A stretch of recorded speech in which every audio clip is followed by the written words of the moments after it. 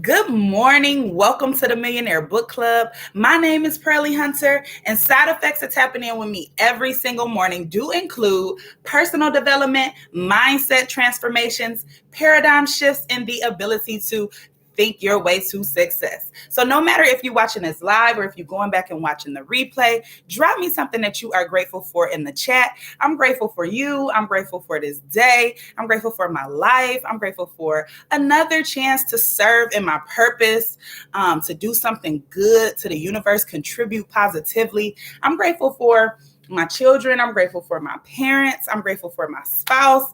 I am grateful for love. I am grateful for light. I am grateful for being healthy right now, feeling amazing right now. I'm grateful for discipline. I'm grateful for just awareness of self. I'm grateful for self-mastery. I'm grateful for everything and everybody, okay? I'm grateful to just be existent in the earth right now. I'm grateful to be co-creating with source right now. I am grateful. So drop me something that you are grateful for. We'll go ahead and get the daily word read. So today is Wednesday the 28th. And our word of the day is forgive, okay? I forgive and I am free. When I have experienced something painful and it weighs heavily on my heart, I may want to offer forgiveness. But how? How do I forgive when I am still in pain over the actions of another? I begin by surrendering my bruised feelings in the silence and opening the way for the free flow of love and peace throughout my soul and body. I quiet my mind. I release all thoughts as I focus on my breath. Settling deeper into the silence, I let go. I speak these words. I release you. I let you go. You are free. I am free. And so it is. As these words resonate in my heart, I begin to feel light and free. I greet the peace I have gained through forgiving. Do not judge and you will not be judged. Do not condemn and you will not be condemned. Forgive and you will be forgiven. And that is Luke 6:37. Okay. So forgive. Don't hold no transgressions against nobody. Don't allow anybody to keep you inside of a box, right? Blocking your blessings. Because when you are holding anger inside your heart against another person, you think, right, on the surface level that it's hurting them. But honestly, it's hurting you. Okay. So let that go. Let it go so everything else can flow to you, right? You don't want any roadblocks. Okay. So our two cards I pulled from the Four Agreements card deck by Dami Ruiz, the fifth book we read in the book club. I put a don't make assumptions and a don't take anything personally. Okay. So don't make assumptions. Speak openly and honestly. Don't make assumptions. Speak openly and honestly. When you speak openly and honestly, you won't have to make assumptions. The day you stop making assumptions, you will communicate cleanly and clearly and achieve impeccability with your word. Okay? Cleanly and clearly. And then the second one is don't take anything personally. Don't take nothing personally. Look at that person. So happy. That's because he ain't or she ain't taking nothing personally. Okay, transform your life. When you refuse to take things personally, you avoid many upsets in your life. Excuse me. Your feelings of anger, jealousy, and even your sadness will simply disappear if you don't take things personally, right? If you don't allow outside circumstances to affect internal peace, right? So, Crystal and Barb not here yet, but I wanted them to be here because I took my cold shower today, y'all. I took my cold shower, like I said I was going to do yesterday, because yesterday we read all about, testing our limits, pushing our limits, getting uncomfortable, getting out of our comfort zone, doing things that make us uncomfortable. So, of course, a cold shower, woo. But I did it. I'm grateful for the experience. it's not the first time I did it, but it's definitely not something that you do every single day. I will say the very first minute was like the worst. And then once I got to like washing up and everything, it's kind of just like my body adjusted to the temperature a little bit. So it wasn't even that bad after that. And the whole time I was in my mind saying, I can do all things through Christ who strengthens me. I can do hard things. I can do all things, right? I can do all things through Christ who strengthens me. I can do all things. I can do hard things. I can do all things. So that's all I kept repeating in my mind over and over and over again. And I got through it. So beautiful, lovely. If you did something based off the read yesterday, if you decided to fast for hours, days, if you decided to be quiet, right? No speaking at all. If you decided to take a cold shower, drop it in the chat and let me know what you did to test your limits, right? To move yourself out of the zone of comfort to uncomfort. Okay. So we're going to go ahead and get started with the read today. Think Like a Monk by Jay Shetty. Great read so far. We are starting chapter 8. And chapter 8 is ego. Okay. It's on page 173. And if I say something that resonates with you, drop an MOC in the chat, okay? MOC means a moment of clarity. It's my way to connect with you guys. It's my way to know that you are taking value from this read, that you are learning something, and that you're still with me, right? All I see right now is myself on these screens. I can't see anybody, but when I see those comments, I know that, I'm not alone. I'm here with people who are on the same frequency as me, right? The same frequency, getting these reads in, morning routines, being disciplined, growing into the highest and best versions of ourselves every single day, right? Living life every single day with intention. And I'm super grateful to be a part of that journey. Okay. I'm super grateful to be a part of your journey. Thank you for allowing me to be a part of it. Okay. So ego. Catch me if you can. They are forever free who renounce all selfish desires and break away from the ego cage of I, me, and mine. Okay. That's in the Bhagavad Gita. They are forever free who renounce all selfish desires and break away from the ego cage of I, me, and mine. The Sanskrit word vinayam means humility or modesty. When we are humble, we are open to learning because we understand how much we don't know. It follows that the biggest obstacle to learning is being a know-it-all. This false self-confidence is rooted in the ego. The Bhagavad Gita draws a distinction between the ego and the false ego. The real ego is our very essence, the consciousness that makes us aware and awake to reality. The false ego is an identity crafted to preserve our sense of being, the most significant, the most important, the one who knows everything. Okay? When you trust the false ego to protect you, it's like wearing armor that you thought was made of steel, but it's actually made of paper. You march onto the battlefield, confident that it will protect you, but are easily wounded with a butter knife. The Samaveda says, pride of wealth destroys wealth, pride of strength destroys strength, and in the same manner, pride of knowledge destroys knowledge. The ego is a mask. An unchecked ego harms us. In our eagerness to present ourselves as the greatest and smartest, we hide our true natures. I've mentioned the persona that we present to the world. It is a complex stew of who we are, who we want to be, how we hope to be seen, as discussed in chapter 1, and what we are feeling in any given moment. We are a certain person at home alone, but we present the world with another version of ourselves. Ideally, the only difference between the two is that our public persona is working harder to be considerate, attentive, and generous. Okay. Our public persona is working harder to be considerate, attentive, and generous. But sometimes our egos intrude. Insecurities make us want to convince ourselves and everyone else that we're special. So we contrive a dishonest version of ourselves in order to appear more knowledgeable, more accomplished, more confident. We present this inflated self to others, and we do everything we can to protect it. The self we want others to perceive.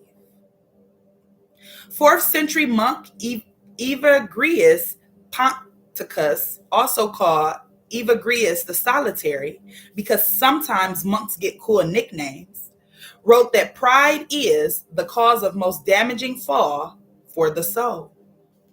Pride is the cause of the most damaging fall for the soul.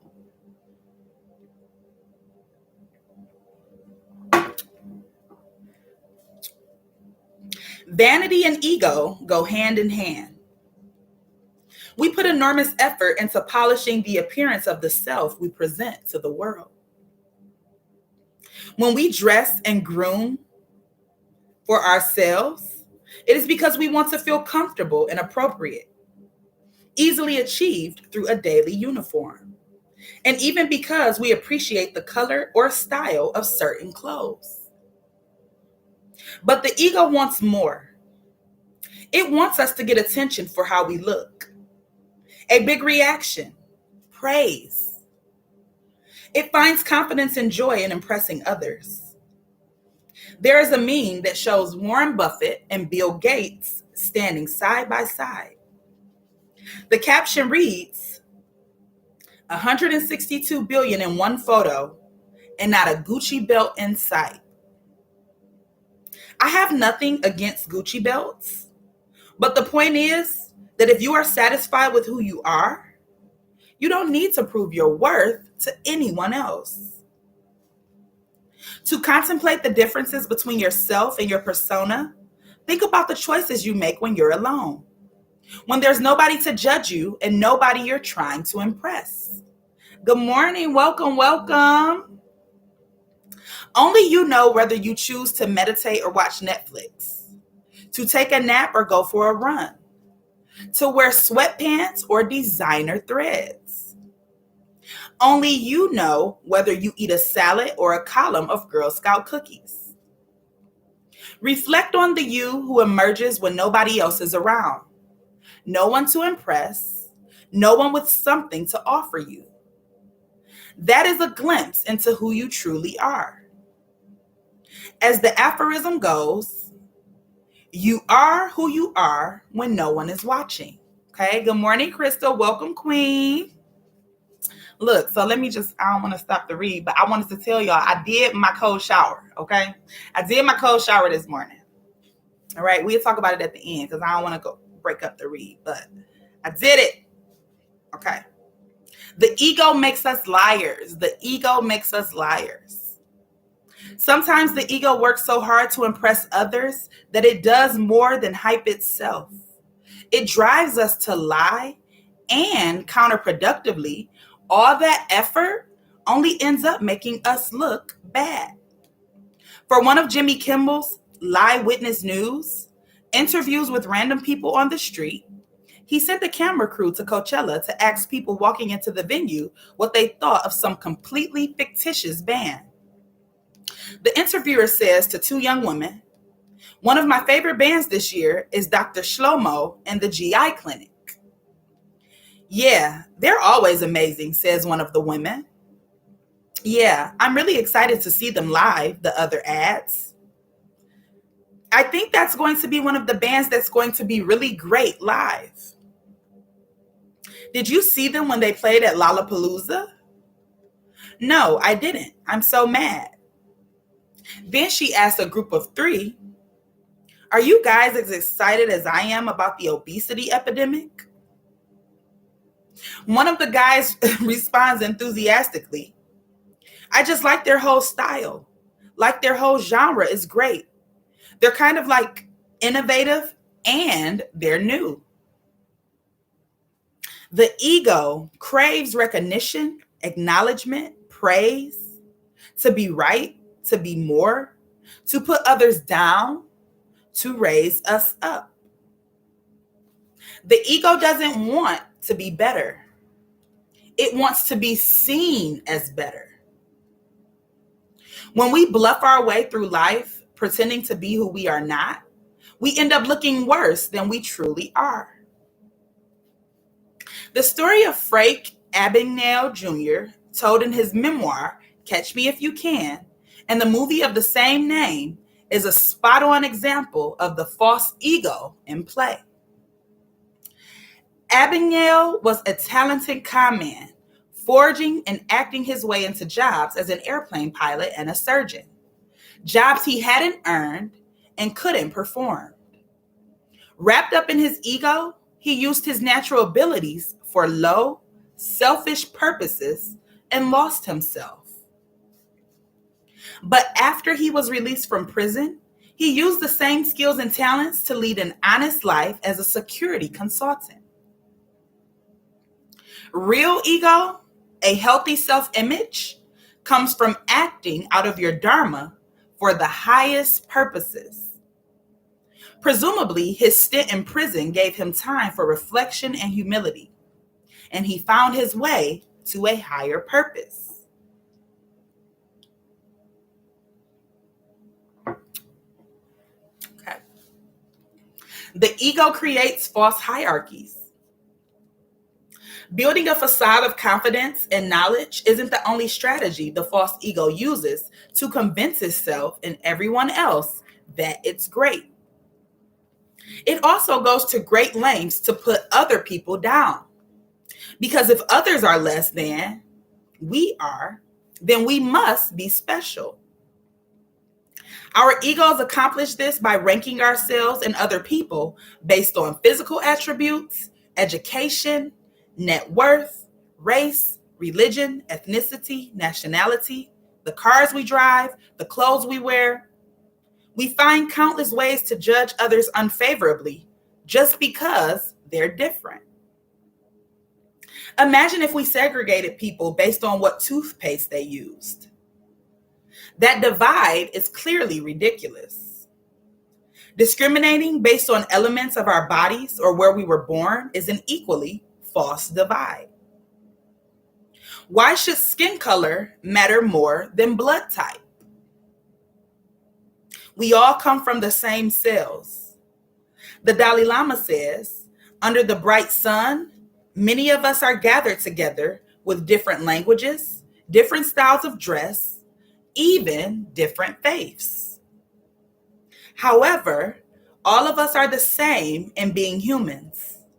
And we all uniquely have the thought of I, and we're all the same in wanting happiness and in wanting to avoid suffering, right? So how funny is it that we all want the same things and we all are the source of causing that for other people? You know what I'm saying? Like, we all just want to be happy. We all just want to be free, abundant, live in peace, live in joy, live in love, and live in light. And it's us, right? Not us specifically, but it's human beings who are holding human beings back from evolving. Okay. In chapter 5, we talked about misappropriation of the Varnas in India's caste system. The idea that Brahmins, determined by birth, are superior to others and therefore should have senior positions in government is an ego-driven interpretation of the Varnas. The humble sage values every creature equally. This is why monks don't eat animals. According to the Gita, perfect yogis are they who, by comparison to their own self, see the true equality of all beings in both their happiness and their distress. When success goes to our heads, we forget that everyone is equal. No matter who you are or what you've achieved, notice if you are expecting or demanding special treatment because of your presumed status. Nobody deserves a better seat in the theater of life. Ooh, nobody deserves a better seat in the theater of life. You might wait in line for hours the night before the tickets go on sale, pay more for a closer seat, or be given a better view out of gratitude for your support of the theater. Or you might simply hope for a better seat, as most of us do. But if you feel like you are entitled to better, dig into that feeling. What makes you better than the other audience members? The arrogant ego desires respect, whereas the humble worker inspires respect. Okay? The arrogant ego desires respect. The humble worker inspires respect. Okay? And then honestly, a lot of times you're getting what you're giving. So as long as you're giving respect, you shouldn't have a problem not getting it. I often wonder what it would take for all of us to see each other as citizens of the world. I shot a couple of videos for the Ad Council as part of a public service campaign called Love Has No Labels. In Orlando, I spoke to people about the aftermath of the Pulse nightclub shooting and heard stories from diverse members of the communities about how they came together in the aftermath of this tragedy. I met with Reverend Terry Steed Pierce from a church near Pulse with many LGBTQ congregants, and Pastor Joe Hunter, whose congregation is mostly white and straight. In the aftermath of the tragedy, they worked together and became friends. Somebody will find hope merely because we're having the conversation. Reverend Pierce said, and Dr. Hunter added, and that is the bottom line of what will change the future.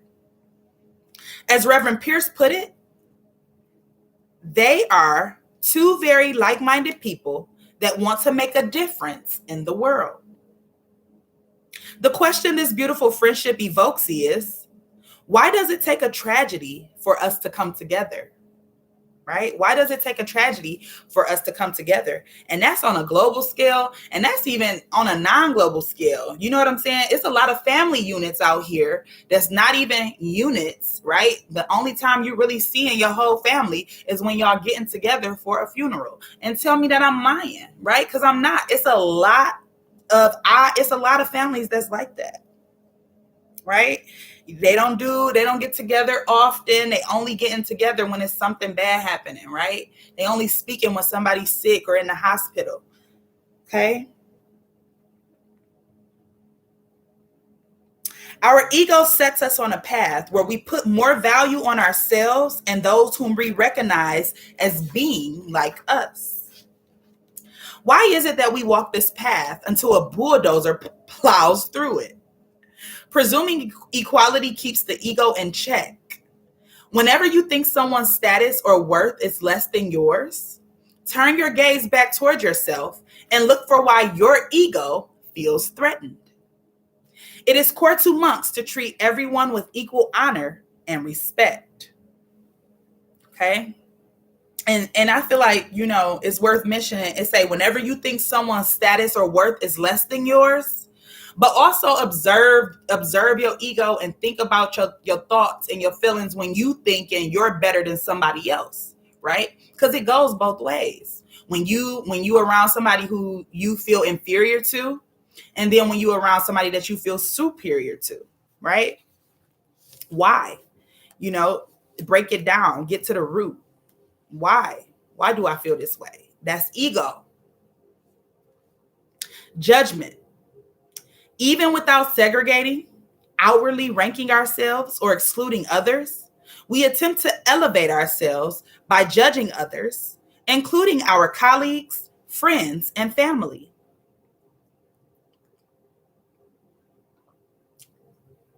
Sorry, y'all. There's a Zen story about 4 monks who together decide to meditate in complete silence for 7 days and nights. The first day goes well, but as evening approaches, the first monk grows impatient because the monk whose job it was to light the lamps is still sitting motionless. Finally, the first monk erupts. "Friend, light the lamps already." The second monk turns to him. "You broke the silence," he exclaims. The third monk jumps in. "Fools, now you have both broken the silence." The fourth looks at his companions, a proud smile creeping across his face. "Well, well, well," he boasts. "Looks like I'm the only one who has remained silent."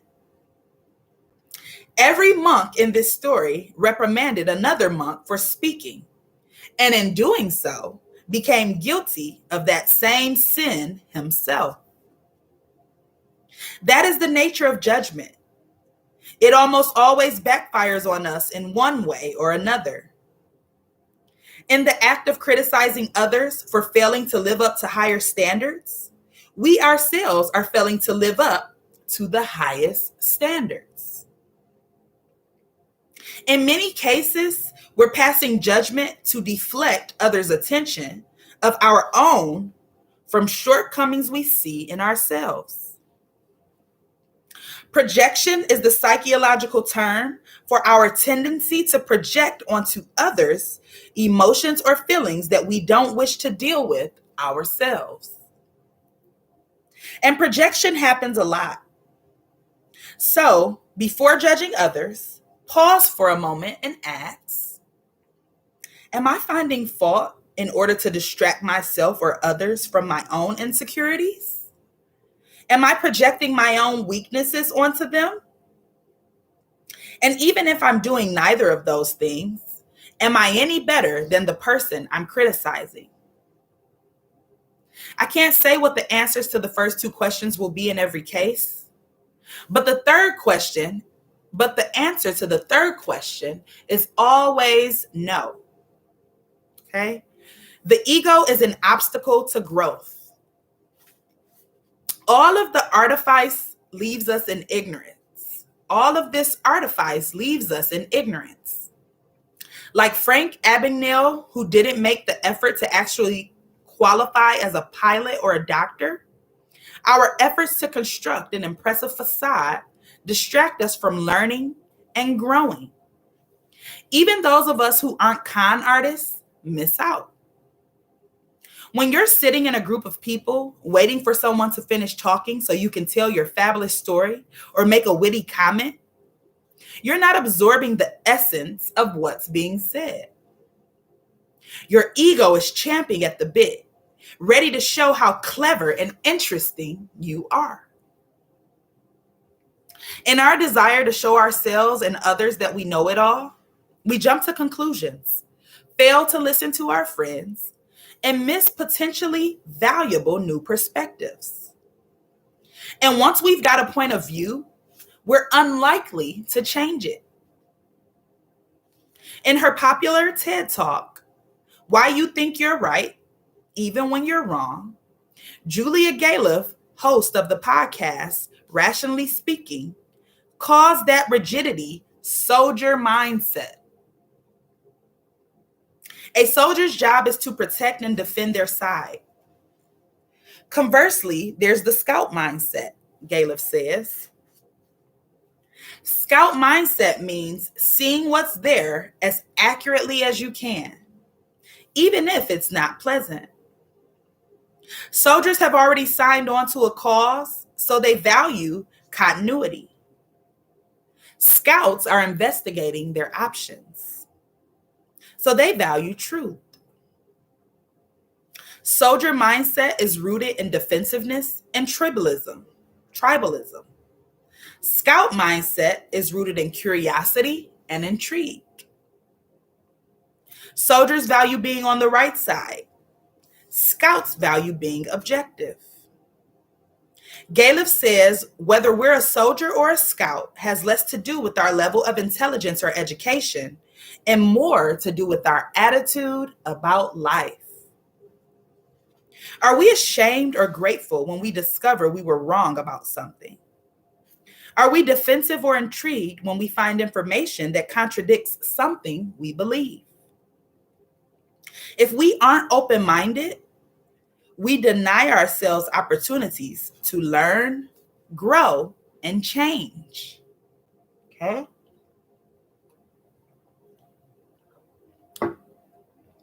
Institutional ego. It isn't just individuals whose ego limit their perspectives. Governments, schools, and organizations under close-minded leadership fail to look beyond what they know and end up constructing an ego-driven culture. Elected officials fight for their constituents and or donors without concern for the world beyond their supporters and those who will come after we all have gone. Textbooks tell history from the perspective of the winners. Organizations get trapped in business as usual mindsets. Organizations get trapped in business as usual mindsets without responding to changes around them. When Reed Hastings, the co-founder of Netflix, offered to sell a 49% stake in the company to Blockbuster in 2000, he was turned down. 10 years later, Blockbuster went bankrupt. And today, Netflix is worth at least $100 billion. Woo, I know that person mad who turned that deal down.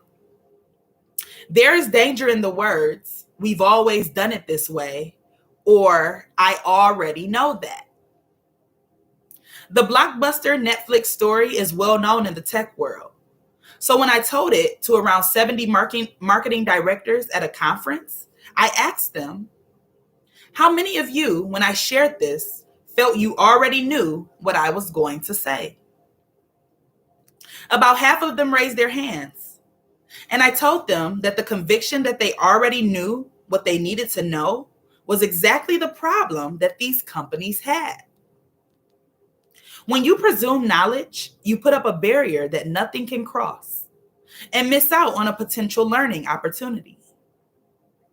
What if there was an extra piece of that story?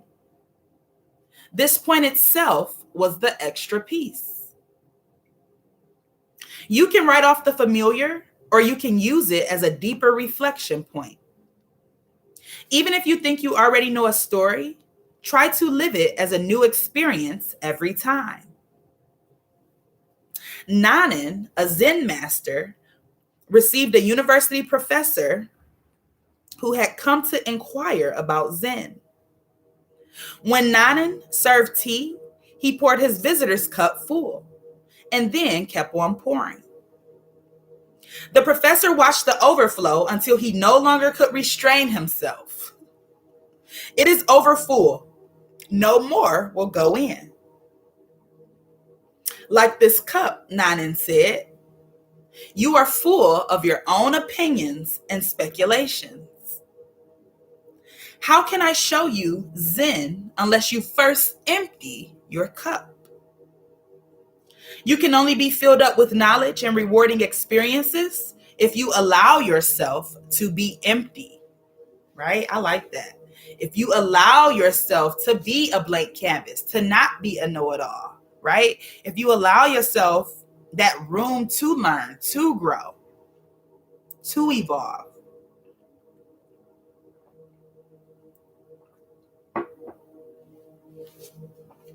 The ego isolates us.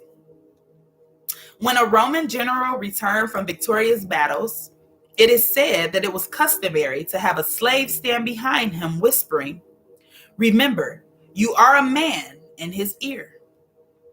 No matter how well he had done and how lauded he was for his leadership, he was still a man like all other men. If you're at the top of your game, beware. Ego isolates you. Don't live in a world where you start thinking you're so special that one person is worth your time and another isn't. In an interview, Robert Downey Jr. offered a modern version of the same wisdom. When he's at home, he is an Iron Man.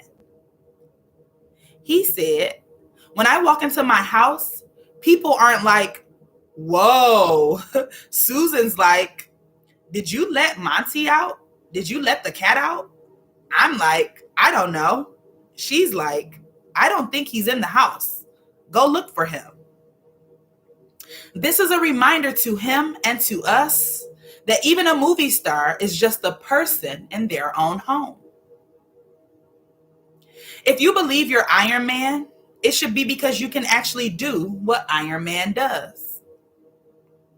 If you inspire special treatment, it is because people appreciate you. But when you demand or feel entitled to it, you are looking for respect that you haven't earned. Okay? The double-edged ego. The false self that builds us up just as easily tears us down. When our weaknesses are exposed, the ego that once told us we were brilliant and successful has no defense. Without our personas, our lies, our prejudices, we are nothing, as Frank Abagnale must have felt when he was arrested. Egotism often masks, then transforms into low self-esteem. In both circumstances, we are too wrapped up in ourselves and how others perceive us. You can only keep up the myth of your own importance for so long. If you don't break your ego, life will break it for you. If you don't break your ego, life will break it for you. I've been at the ashram for 3 years, and I've been struggling with my health. I may not be this body, but I still need to live in it. I end up in the hospital, exhausted, emaciated, and lost. I'm here undergoing Ayurvedic treatment for 2 months. The monks visit and read to me. But I'm alone, and in my solitude, 2 things come to me. First, I am not physically cut out for the life I'm trying to live. Second, and more disturbingly, to live in the ashram may not be my calling. Okay, MOC for the queen. MOC, life will break that ego. Yes, it will. It sure will. And it's only right. You know what I'm saying? If you walking around giving out that type of energy, I am better than, treating people rudely, treating people, it's only right that happens. Girl. Okay, where was I at? Oh, so he's saying he don't think he want to be a monk no more. Second, and more disturbingly, to live in the ashram may not be my calling. My drive to spread wisdom doesn't fit perfectly into the monk framework. I am compelled to share ideas and philosophy in ways that are more modern. This may be my dharma, but it is not the goal of being a monk. It is not the sacred practice. I don't know if this path is for me. This thought hits me and it upsets me deeply. I can't see myself leaving, and I wonder if my doubts come from my physical state. Am I in the right frame of mind to make a decision? When I leave the hospital, I go to London for further medical attention. Radhanth Swami and I go for a drive. I tell him what I've been thinking. He listens for a while, asks some questions, thinks, then he says, some people who go to university become professors, and some go to university and become entrepreneurs. Which is better? Neither, I say. You've done your training. I think it's best for you to move on now. I am stunned. I didn't expect him to come down on one side so quickly and definitively. I can tell he doesn't see me as a failure, but I can't help projecting that onto myself. I have failed and he is breaking up with me. Like he is saying, it's not you, it's me. It's not working out. Not only am I reeling with the idea of giving up my leaders, my plans, my dreams, but this is a huge blow to my ego. I've invested so much of myself in this place, this world, and all my future plans are based on that decision. But I know it's not the right path, and my teachers know it's not the right path. I won't achieve what I set out to do. Furthermore, I'd taken the enormous step of declaring this path to my family, my friends, and everyone I knew. My ego was wrapped up in what they would think of me if I failed. Joining the ashram was the hardest decision I'd ever made. Leaving is harder. I moved back to my parents with nothing, purposeless, broken, consumed by my failure, with $25,000 of debt from college. It's kind of exciting to buy some chocolate, but it is only a circumstantial fix to my existential crisis. I'd gone away thinking I was going to change the world.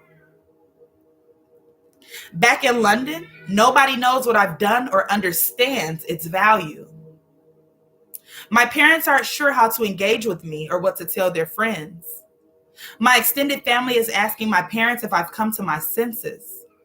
My college friends are wondering if I'm going to get a real job. They're kind of like, you failed at being a monk? You failed at thinking about nothing? My biggest dream has been destroyed, and I feel the blow to my ego deeply. It is one of the toughest, most humiliating, crushing experiences of my life, and one of the most important. Though the monks couldn't have been more supportive of me in my decision, leaving the ashram upended everything that made me confident in who I was and what I was doing. When my world was rocked, my self-esteem plummeted. Low self-esteem is the flip side of an inflated ego. If we're not everything, we're nothing. If I was not this man of high intentions and deep spirituality, then I was a failure. If I'm not great, I'm terrible. The two extremes are equally problematic. Sometimes it takes the deflated ego to show you what the inflated ego thought of itself. I like that. Sometimes it takes the deflated ego to show you what the inflated ego thought of itself. I was humbled. Okay. So I guess I got a similar story. I didn't go to an ashram or nothing, but I honestly feel like when I first started trading, I was about to be millionaire trader of the world, right? And it didn't work out like that. But it's okay, right? I started making all of these changes in my life. Oh, I'm only going to work 3 times a month. Oh, that had to stop, right? And it's okay, because all that I've learned was all that I needed to learn. Nothing stops. Everything keeps going. Everything stops when you stop, right? As soon as you stop, everything stops. And the thing of it is, nothing happens by coincidence, chance, or luck. So God wanted me to be exposed to that information for a reason. God wanted me to know, if you can focus on this, if you can sit here and learn this, if you can be disciplined with this skill set, it will pay off for you. Maybe not in the time that you think is supposed to happen, but in divine right time, everything is going to happen, right? And I feel so much more powerful just knowing that I have a skill like this in my back pocket, right? I feel powerful knowing that. I feel grateful knowing that. So yeah, I definitely had to get my little dreams humbled too, but that's okay. Humility, the elixir of the ego. The ego is two-faced.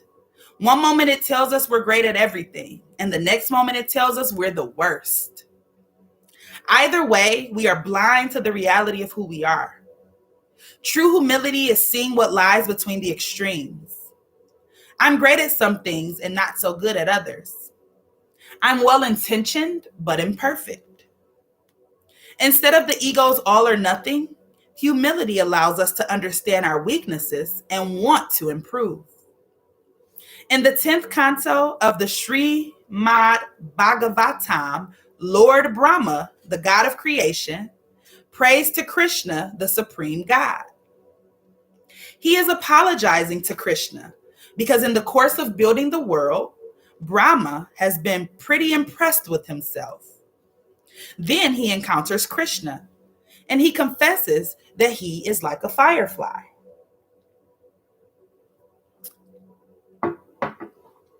At night, when a firefly glows, it thinks, how bright I am. How amazing. I'm lighting up the whole sky. But in the light of day, no matter how brightly the firefly glows, its light is weak, if not invisible, and it realizes its insignificance. Brahma realizes that he thought he was lighting the world, but when Krishna brings the sun out, he realizes that he is no more than a firefly. In the darkness of the ego, we think we're special and powerful and significant. But when we look at ourselves in context of the great universe, we see that we only play a small part. To find true humility, like the firefly, we must look at ourselves when the sun is out and we can see clearly. Okay? And so the last part I'm going to read for the day is about humility. It's called Practice Humility. Okay? And we're going to wrap it up and then we'll finish up tomorrow. Okay? So practice humility. At the ashram, the most straightforward path to humility was through simple work, menial tasks that didn't place any participant at the center of attention. We washed huge pots with hoses, pulled weeds in the vegetable garden, and washed down the squat toilets. The worst. The point wasn't just to complete the work that needed to be done. It was to keep us from getting big-headed. I talked about how impatient I was with some of this work. Why was I wasting my expertise picking up trash? The monk said that I was missing the point. Some tasks build competence and some build character. The brainless activities annoyed me. But eventually, I learned that doing an activity that was mentally unchallenging frees space for reflection and introspection, right? Kind of like how I feel sometimes when I'm washing dishes, right? Like when you washing dishes, you can just zone off and go to a whole nother world, right? You could be meditating right in your mind. It was worthwhile after all. Performing mundane tasks at an ashram isn't exactly replicable in the modern world. But anyone can try this simple mental exercise we use to become more aware of our ego on a daily basis. We were taught that there are 2 things we should try to remember and 2 things we should try to forget. The 2 things to remember are the bad we've done to others and the good others have done for us. The 2 things to remember are the bad we've done to others and the good others have done for us. By focusing on the bad we've done to others, our egos are forced to remember our imperfections and regrets. This keeps us grounded. When we remember the good others have done for us, we feel humbled by our need for others and our gratitude for the gifts we have received. The 2 things that we were told to forget are the good we've done for others and the bad others have done to us. If we fixate on and are impressed by our own good deeds, our egos grow. So we put those deeds aside. And if others treat us badly, we have to let that go too. This doesn't mean we have to be best friends with someone hurtful, but harboring anger and grudges keeps us focused on ourselves instead of taking a broader perspective. Right? And what was the daily word? Forgive, right? I just said this. How divine, right? Confirmation. I just said it. Okay? The word for the day was forgive. I heard another way of thinking about this from Radhanth Swami when he was giving a talk at the London Temple about the qualities we need for self-realization. He told us to be like salt and pointed out that we only notice salt when there is too much of it in our food or not enough. Nobody ever says, wow, this meal has the perfect amount of salt. When salt is used in the best way possible, it goes unrecognized. Salt is so humble that when something goes wrong, it takes the blame. And when everything goes right, it doesn't take credit. In 1993, Mary Johnston's son, Larimer Byrd, was just 20 years old when, after an argument at a party, he was shot in the head by a 16-year-old O'Shea Israel, who served more than 15 years in prison for the killing. Johnston probably had the most valid reason any of us can imagine for hating someone. And hate Israel, she did. Eventually, it struck her that she wasn't the only one hurting. Israel's family had lost their son too. Johnston decided to start a support group called From Death to Life for other mothers whose children had been killed, and she wanted to include mothers whose children had taken a life. Johnston didn't think she could deal with the mothers of murderers unless she truly forgave Israel. So she reached out and asked to speak to him. When they met, he asked if he could hug her. She says, as I got up, I felt something rising from the soles of my feet and leaving me. After the initial meeting, the pair began to meet regularly. And when Israel was released from prison, Johnston spoke to her landlord and asked if Israel could move into her building. Unforgiveness is like cancer. It will eat you from the inside out, says Johnston. She wears a necklace with a double-sided locket. On one side is a picture of her with her son, and on the other is a picture of Israel, who says he is still trying to forgive himself. The pair, who now live next door to each other, visit prisons and churches to talk about their story and the power of forgiveness. Remembering your mistakes and forgetting your achievements restrains the ego and increases gratitude. A simple, effective recipe for humility. Okay? So remembering your mistakes and forgetting your achievements restrains the ego and increases gratitude. A simple, effective recipe for humility. Okay, whoop, whoop. So that's it for today, family. That's it. We're going to stop it right here on page 186. And tomorrow we're going to pick up on keep an eye on your ego. Okay. Ooh, so this read was good. It's always really interesting and fascinating to me when we read about, that's why I love The Power of the Subconscious Mind when we read that book, because it talked about a lot about the mind and the ego. But I like reading about like the ego mind, the subconscious mind, because if we can tame our ego mind, then we are on the right track. We will be living really, really happily, really freely. You know what I'm saying?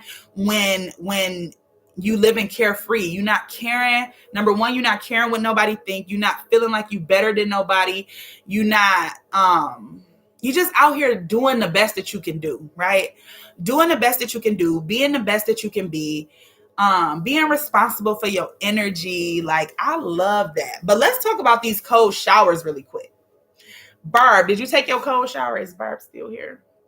Oh, no, Barb ain't here no more. I wonder if she took her cold shower, because I took my cold shower this morning. And I told them earlier, Crystal, like when I started the call, the first minute was the worst.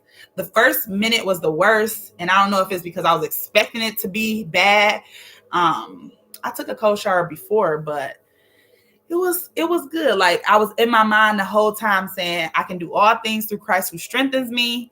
I can do hard things. I can do all things. That's all I kept saying. And it was really, really quick. It was like a 5-minute shower. I'm not going to even lie. Like, I was up in there just caressing. No. Like, I got in, I did my business, washed up, and got out. And I think the worst, like even past the cold shower, is just getting out of the shower and freezing. You know what I'm saying? Already when you take a hot shower, you get out and you are literally freezing. And so to take a cold one and get out and be freezing, that's a different experience. But eventually my body, it felt like I had got adjusted to the temperature. It was really weird. It was really good. So I'm going to do it again tomorrow. I'll probably do it for the rest of this week, actually. Challenge myself. I did it, but I have done it before. Okay. Yeah, it wasn't that bad. It wasn't that bad. I would do it again. I'm gonna do it in the morning. All right, so that's it. That's it, y'all. I'm gonna let y'all go. My son that finally broke out his room, y'all. He was in his room screaming, trying to get out. So I'm gonna end this. Y'all protect your energy today. Protect your peace. Be kind. Be a light. Be happy today. Be free. Don't judge nobody today. Don't judge yourself today. Don't allow outside circumstances to affect the internal peace. If that's the only thing that you can do, that's my sole focus today. Not allowing outside You heard him, girl? I did not know. He was screaming. Not allowing outside circumstances to affect internal peace, right? Not allowing these kids to trigger me, not allowing things like that. And really the kids is the only thing that still trigger me a little bit. What you looking at? But yes, I am your sister in love. I am your sister in light. I love you guys, and I will talk to you. You want to say hi really quick? Say hi.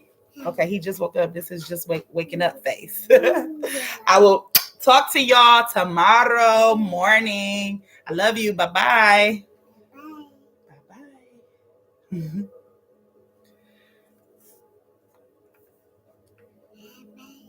Bye bye.